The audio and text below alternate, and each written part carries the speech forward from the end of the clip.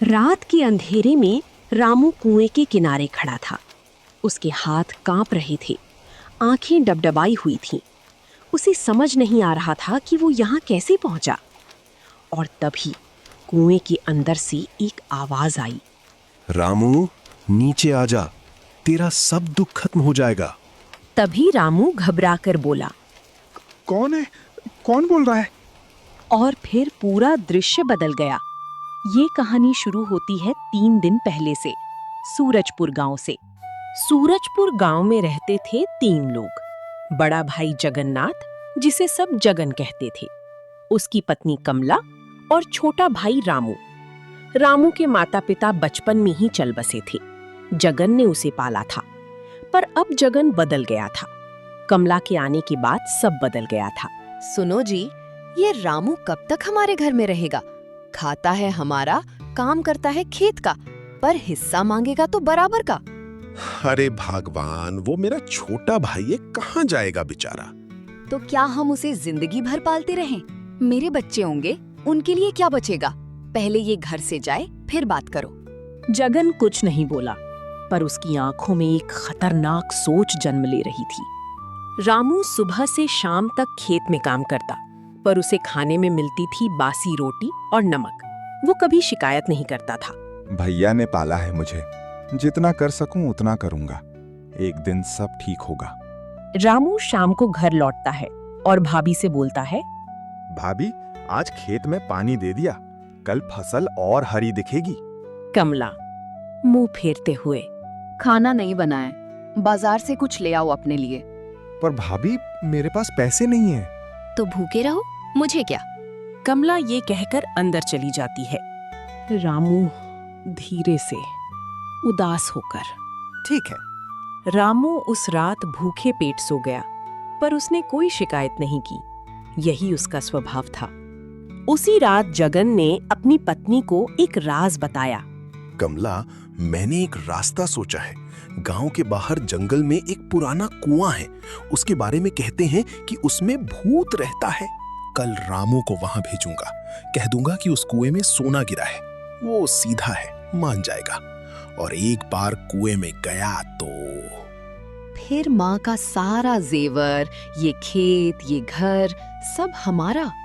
बिल्कुल, कोई गवाह नहीं और कोई सवाल नहीं। ये सुनकर कमला खुशी से मुस्कुराई, पर इन दोनों को नहीं पता था कि दीवारों के भी कान होते हैं। अगली सुबह रामू जब घर के कुएं से पानी भर रहा था, तभी वहां एक साधु प्रकट हुए। उनकी आंखें तेजस्वी थीं और चेहरे पर गहरी शांति थी। बेटा, तेरे घर में आज कुछ बड़ा खतरा है। क्या? महाराज, आप कौन हैं और खतरा कैसा? बस एक राहगीर हूं, पर मैं देख सकता हूं जो तू नहीं देख पाता। जो लोग तुझे माँ बाप जैसे लगते हैं, वो तुझे आज नुकसान पहुंचाने वाले हैं। नहीं महाराज, भैया ने मुझे पाला है, वो मेरा बुरा नहीं सोच सकते। भोले बच्चे, जो दिखता है वो हमेशा सच नहीं होता। आज जो भी काम तुझे बाहर भेजने के लिए कहा जाए, सोच समझ कर करना। साधु बाबा ये कहकर वहां से चले जाते हैं। ये साधु महाराज कुछ ज्यादा ही सोच रहे हैं। भैया मेरा बुरा कभी नहीं सोचेंगे। पर साधु के जाने के बाद रामू के मन में एक हल्की सी बेचैनी जरूर थी। थोड़ी देर बाद जगन रामू के पास आया। उसके चेहरे पर चिंता का नाटक था। रामू भाई, बड़ी मुसीबत आ गई है। क्या हुआ भैया, बताइए। साहूकार ने नोटिस भेजा है, अगर हफ्ते भर में 500 रुपए नहीं दिए तो घर की जमीन जब्त कर लेगा। 500? इतने पैसे कहाँ से लाएंगे? एक रास्ता है। गांव के बाहर जंगल में एक पुराना कुआं है। कहते हैं उसमें पुराने जमाने का सोना है। अगर तू वहां जाए और उस सोने को निकाल लाए। पर भैया, वो कुआं तो लोग कहते हैं उसमें। अरे वो सब अफवाहें हैं। तू जा, मैं यहां हूं, कुछ नहीं होगा। रामू, हम बर्बाद हो जाएंगे। तू ही हमारी एकमात्र उम्मीद है। रामू का दिल पिघल गया और उसने हाँ कह दिया।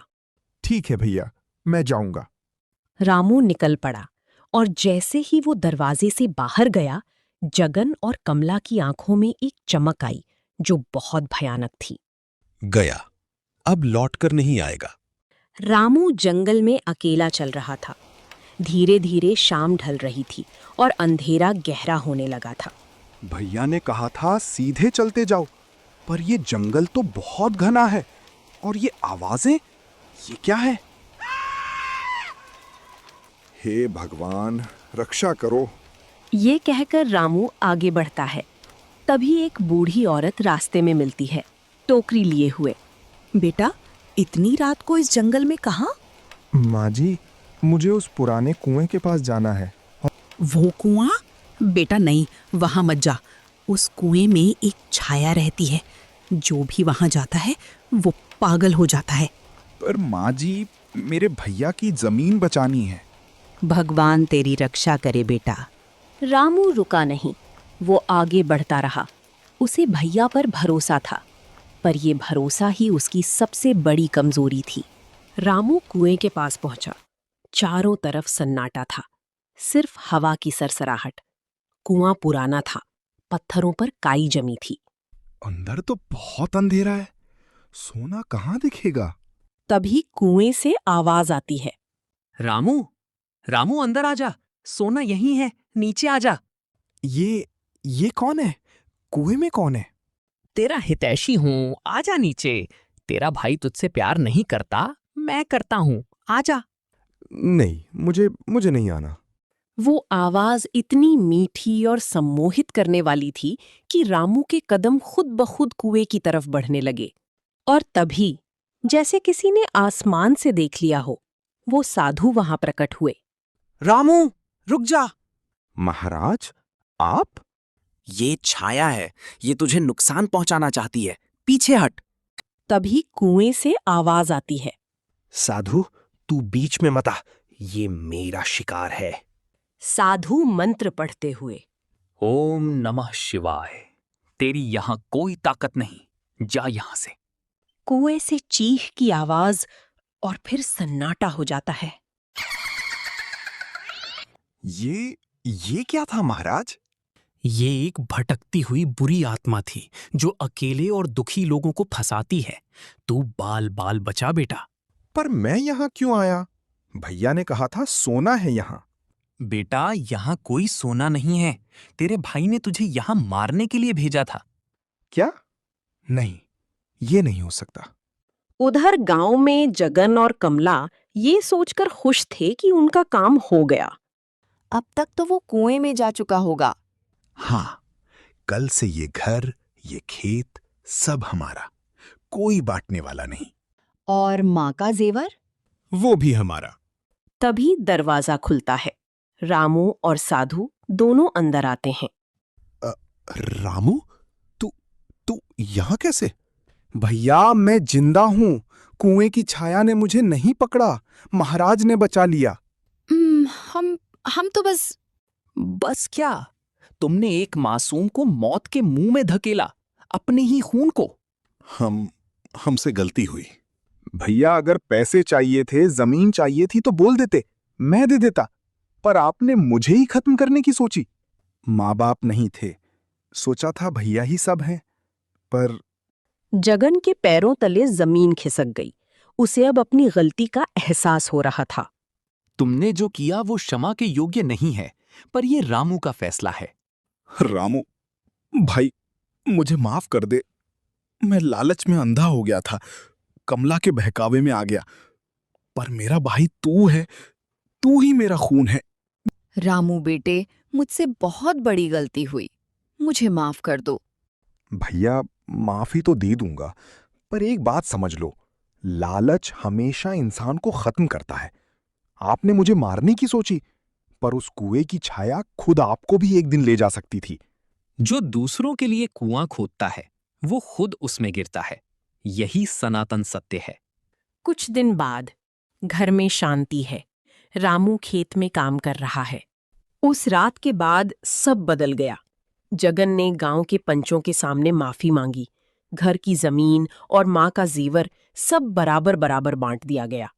जगन रामू के पास खेत में आकर, भाई, मुझे पता है मैंने बहुत बड़ा पाप किया था, पर अब मैं सच्चे मन से तेरे साथ हूं। भैया, भाई तो भाई होता है। मैंने माफ कर दिया, पर कमला भाभी को भी समझाओ, घर में प्रेम हो तो धन अपने आप आता है। धीरे धीरे कमला का स्वभाव भी बदला। वो साधु हर महीने गांव आते और लोगों को ज्ञान देते। रामू उनका सबसे प्रिय शिष्य बन गया। महाराज, उस रात आप कैसे जान गए कि मुझे खतरा है? बेटा, जो निस्वार्थ होता है उसकी रक्षा ईश्वर खुद करता है। मैं तो बस एक माध्यम था। महाराज, मेरे भैया ने जो किया, क्या वो सच में माफी के लायक थे? बेटा, माफी देने से दूसरे को नहीं, खुद को शांति मिलती है। जो माफ करता है वो सबसे बड़ा होता है। और इस तरह सूरजपुर गांव में फिर से खुशी लौट आई।